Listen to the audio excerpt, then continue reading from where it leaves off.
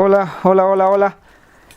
Ya saben que en esta serie de videos hablamos sobre la crisis del límite y vamos tocando un tema por vez. Lo que a mí más me interesa es de que se difunda este problema de lo que es la crisis del límite. Ya he hablado sobre el tema antes. Si no tienen tiempo para ver este video, siquiera tengan tiempo para anotarse el video que voy a poner en un enlace aquí arriba. Que es el capítulo 9 en el que discutimos los límites del crecimiento del grupo, del cuarteto del MIT en ese video. Entonces hay un video ahí para los que tienen demasiada prisa. Otra cosa es de que este texto va a estar disponible por fin vía Amazon. Lo voy a subir. Es una historieta de difusión cultural sobre sobre los problemas que nos rodean. Creo que está bastante divertido, al menos bastantes personas ya me han dicho de que está bien.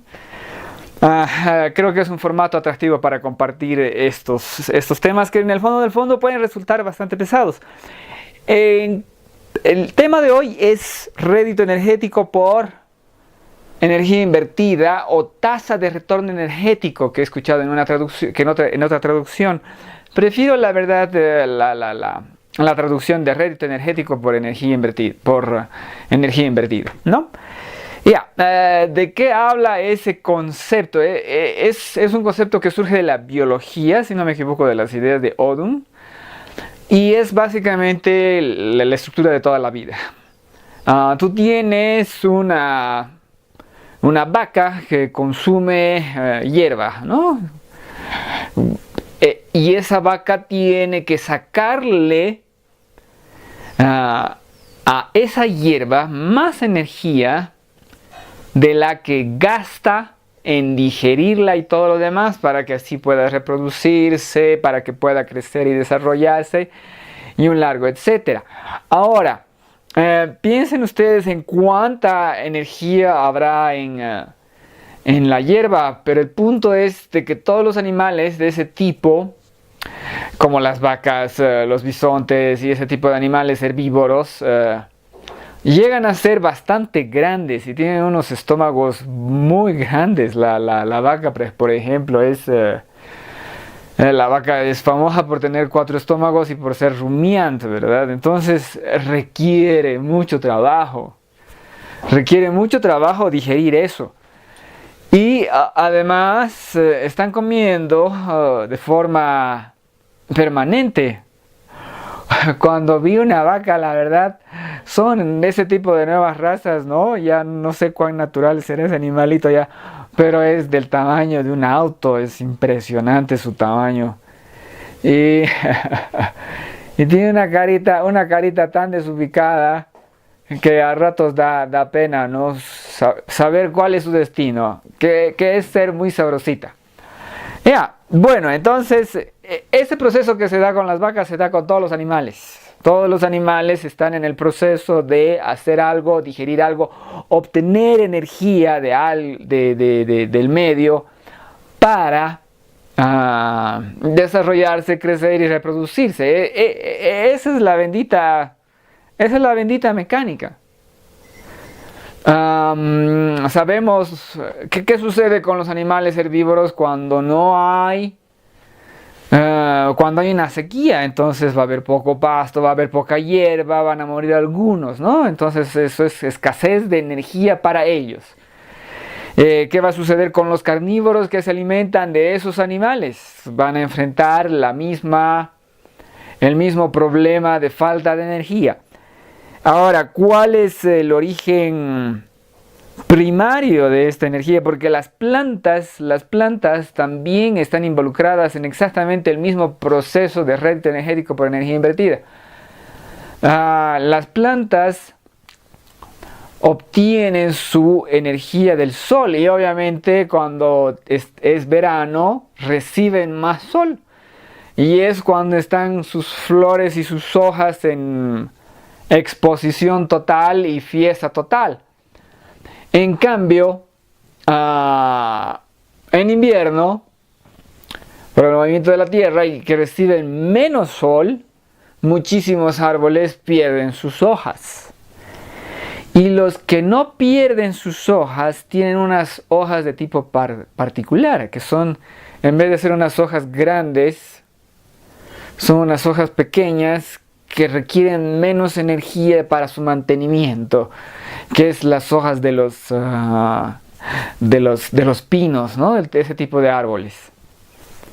Entonces, toda la vida está siguiendo ese orden, está siguiendo el beneficio energético que tú recibes de lo que sea que tú consumas.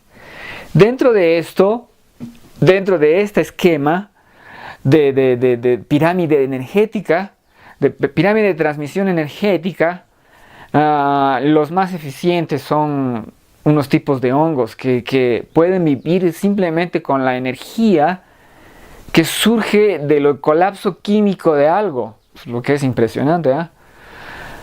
Bueno, ¿y qué tiene que ver eso con el límite? ¿Y qué tiene que ver eso con los seres humanos y todo lo demás? Bueno, nosotros estamos metidos exactamente en el mismo problema, nosotros respondemos exactamente a los mismos principios biológicos y todo lo demás. Ahora, a ver, pero antes de entrar a nosotros, veamos ciertos números. Y los números que tenemos son, bueno, tenemos los números de todas las cosas, pues, está medido en calorías, como les digo, esta es una idea que surge de la biología. Entonces pueden medir en calorías, cuántas calorías obtienen comiendo esto, cuántas calorías tienen para reproducirse, gastarla en su proceso de reproducción y todo lo demás. O sea, eso está recontra medido, pero necesitamos un número más a ojo. Entonces utilicemos el ejemplo clásico, el ejemplo que menciona Charles S. Hall, que es el creador o uno de los principales desarrolladores de esta idea, que es la de un guepardo, ¿no? Un guepardo, ¿qué efectividad tiene un guepardo para alcanzar a su presa? Entonces, de 10 carreras, le achunta, digamos, un 30% de efectividad. El otro 60% de sus carreras, en las que se persigue el animal agitándose mucho, no puede alcanzar la presa. La presa se le escapa y el pobre animalito queda con su lengua para afuera ahí sufriendo porque no ha podido alcanzar esa presa. ¿Eso qué quiere decir? Tiene una efectividad del 30% y de ese 30% pierde un 10% más o menos a otros depredadores, digamos. Captura la presa, mata a pobre antílope gacela de Thompson. Y viene una hiena y se lo quita, o viene un tigre, no hay tigre por esos lados, sino ¿cuál es el animalito? Un leopardo, viene un leopardo y se lo quita. Entonces se está peleando con esos animales por sus presas. Entonces, tenemos una ligera pérdida más por captura de otros animales que son más fuertes que el guepardo, que el chita. Entonces tiene una eficiencia total o neta de más o menos el 20 y tantos %, ¿no? ¿Eso qué quiere decir? Que esa eficiencia en la comida, esa eficiencia energética, debe compensar todas las malas inversiones o todos los errores, todos los accidentes, cada bendita presa perdida, en proporción suficiente como para que viva. ¿Eso qué quiere decir? Que este 20 y tantos % debe tener un 440% de rédito energético. ¿Por qué? Porque de otro modo el animal no podría reproducirse, no podría vivir, no podría crecer, no podría alimentarse. Moriría por el consumo energético de su propio cuerpo. Se muere. Es como si tú, en vez de pedirle a un león que caza de la manera más eficiente posible, ¿no? Caza de la manera más eficiente, se organiza para cazar de una manera en que les cueste menos, porque es el esfuerzo de su cuerpo lo que están gastando, y capturan al animal y eso les da un gran rédito energético, pero como son animales de sangre caliente, necesitan a los 4 días otra comida, etcétera, etcétera, etcétera. Pero ¿qué sucede si un león, en vez de cazar de frente, ¿no? le echa de ladito, ¿no? Para complicarse las cosas? No, perdería energía, se agotaría, se muere de hambre, ¿verdad? Entonces, todos los animalitos, toda la vida está desarrollada enfocándose en cómo puedo hacer las cosas para maximizar mi rédito energético. Ahora, los seres humanos estamos en exactamente el mismo tren, la misma mecánica. Nosotros también necesitamos energía, nosotros también consumimos. Lo que pasa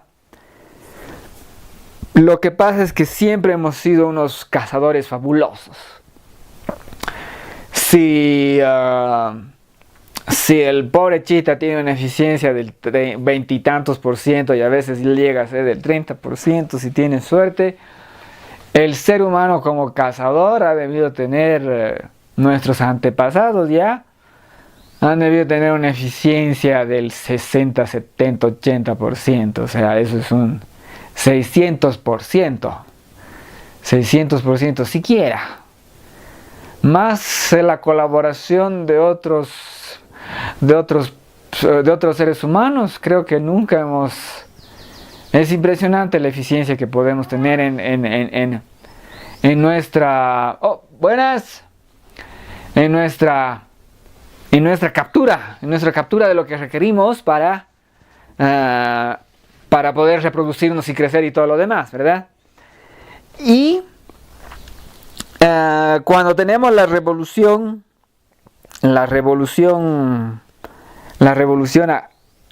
de la agronomía, entonces tenemos un exceso de comida y ahí es cuando comienzan a surgir las culturas humanas, verdaderamente. Me he olvidado poner el reloj, pero no importa, ya, ojo, vamos a echarle. Estoy viendo los avances de la cámara. Ya, rápidamente. Entonces nosotros estamos metidos exactamente en eso. Nosotros hemos demostrado como seres humanos ser sumamente eficientes en lo que es alimentarnos para obtener el beneficio del alimento, el beneficio calórico, el beneficio energético de los alimentos.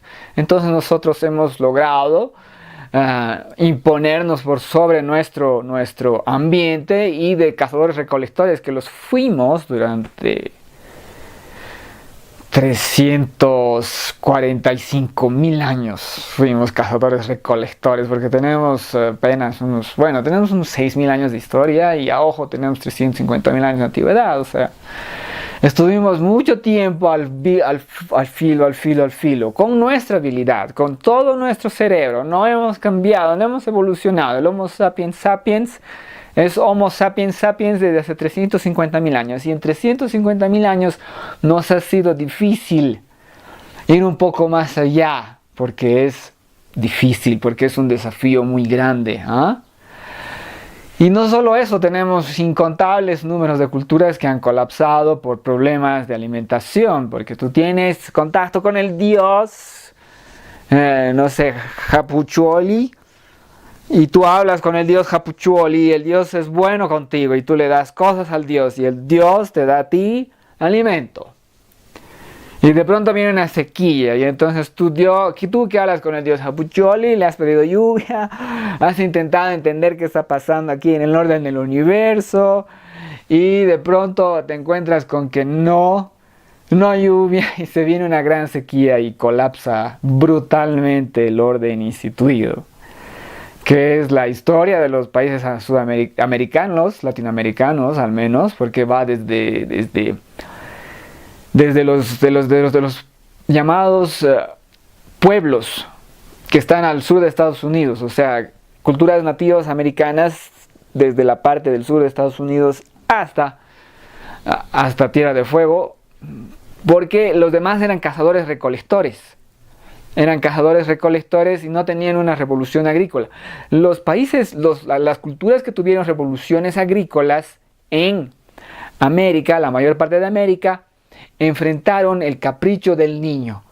Y aparentemente ninguna de esas culturas pudo sobrevivir el capricho del niño. No lo pudieron sobrevivir los mayas, no lo pudieron sobrevivir los aztecas, no lo pudieron sobrevivir un montón de culturas peruanas que tenemos, que son fabulosas, y tenemos una subida, una caída de esas culturas, ¿ves? Ya. Entonces rédito energético por energía invertida es lo que domina las culturas humanas. Y obviamente gracias a la tecnología, gracias a las revoluciones agrícolas, gracias a una canalización y lugares más estables y todo lo demás, el ser humano ha podido crecer e ir mejorando e ir desarrollándose, ¿no?, en todos sus aspectos, ¿no? Aspecto cultural, aspecto tecnológico, aspecto científico y todo lo demás. Ya. Pero eso no quiere decir que la pobreza no haya sido la regla en la historia de la humanidad. La pobreza es la regla. Incluso en sociedades que, digamos, tenían más o menos clases medias, como es el antiguo Egipto, el Imperio Romano y un largo etcétera, ¿verdad? Entonces tenemos la pobreza como regla, pero el ser humano siempre está buscando de dónde sacar energía. Y tuvimos un regalo energético, tuvimos un gran regalo energético en lo que se llama, el petróleo. Porque el ser humano comienza a dejar de ser pobre como regla en el siglo XIX, finales del XVIII, cuando comienza la revolución industrial. Y la razón por la que comienza la revolución industrial es por el beneficio energético ¿de qué? Del carbón. Y se ha calculado precisamente el rédito energético por energía invertida del carbón. ¿Y cuánto es? Y se ha utilizado como parámetro, esa es la gran idea de Charles S. Hall, de utilizar como parámetro el propio barril de petróleo para las cuestiones energéticas. Porque utilizar el dinero, utilizar el precio de esto, utilizar el precio de esto otro, es demasiado variable por cuestiones de inflación y un largo etcétera. En cambio, el barril de petróleo es constante, cuánto tiene su propio precio en cada época. Ya, entonces, ¿cuál es el rédito energético por energía invertida del carbón?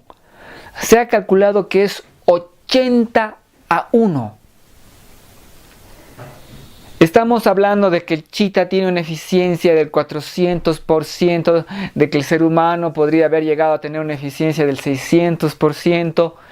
El carbón, el beneficio de la energía del carbón es de 8000-1, del 8000%. No entra literalmente en las escalas biológicas. Tú a un pobre chita cansado le das una motoneta para que persiga la gacela y una lanza para que la atraviesa, y la atraviesa cada vez, porque con su moto perseguiría todas las gacelas y le sobraría plata, le sobraría comida y no sabría qué hacer con la comida, y los chitas estarían por todas partes como es el bendito ser humano. Ahora, entonces es 80-1 el beneficio del carbón. Y eso produce la revolución industrial, porque hay carbón y lo sacan como sea de todas partes. Y el beneficio del petróleo en algunas partes es mayor. ¿Qué quiere decir algunas partes? El buen petróleo, el petróleo de Texas, el petróleo del norte, el petróleo siberiano, el petróleo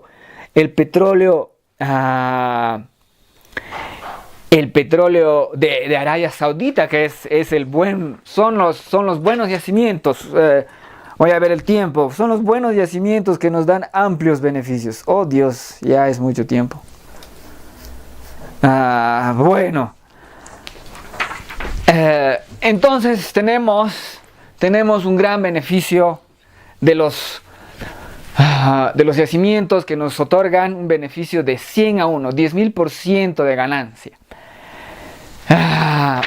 Nosotros los seres humanos ya hemos consumido en nuestra sociedad, hemos consumido ese bendito petróleo que nos daba tanto beneficio y que nos permitía tener nuestras motonetas para perseguir a las gacelas. ¿Qué es lo que queda ahora?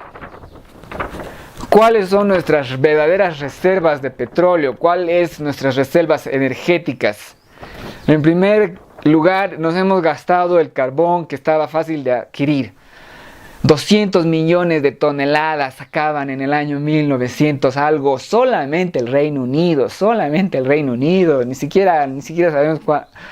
Pueden hacer la suma, pueden hacer la bendita suma de cuánto se gastaba, cuánto se extraía, y era para quemarlo, bueno.